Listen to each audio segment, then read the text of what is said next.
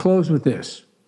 With the American Rescue Plan and the Affordable Care Act, millions of families will be able to sleep a little more soundly at night because they don't have to worry about losing everything if they get sick. I, like many of you, grew up in a middle class, I guess technically lower middle class household based on income.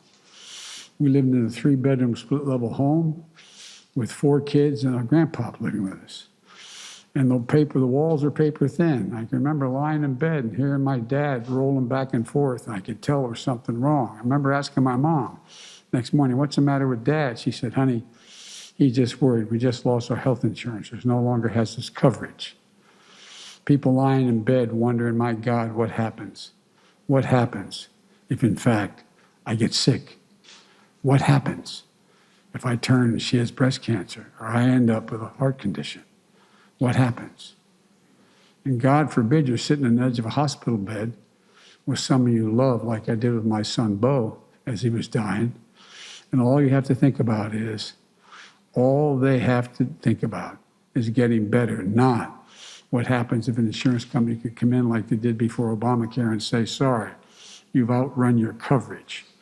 I used to sit there and think, my God, what would happen? What would I do? That's the difference. We're going to keep building until every American has that peace of mind. And to show that our government can fulfill its most essential purpose, to care for and protect the American people.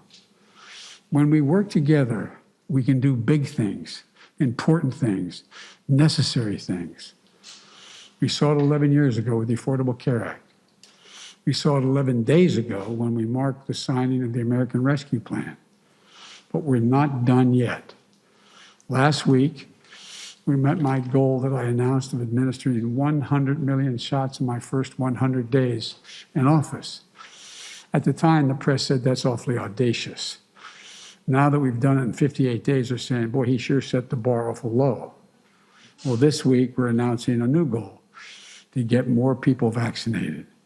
But we need all the Americans to keep washing their hands, staying socially distanced, and wearing the mask when you're in public, as recommended by the CDC, and get vaccinated when it's your turn. It's a patriotic responsibility you have. Now is not the time to let down our guard. If we all do our part, after a long, dark year, we can show once again that we are the United States of America, that there's nothing we cannot do if we do it together. We're going to beat this pandemic. Because of the great docs up this staircase here, we're going to beat cancer as we know it as well. We're going to make sure, once and for all, that healthcare is a right, not a privilege in this nation.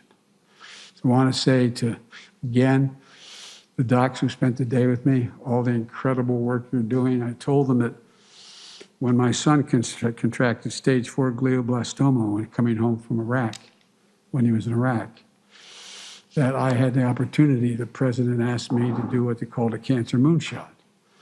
I put together an organization that made up of 7 Nobel laureates, as well as another 30 docs in cancer field.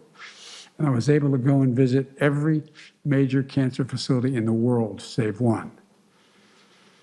And we have some of the finest minds in the world, and they're right here at Ohio State, right here in Ohio, right here in the United States of America.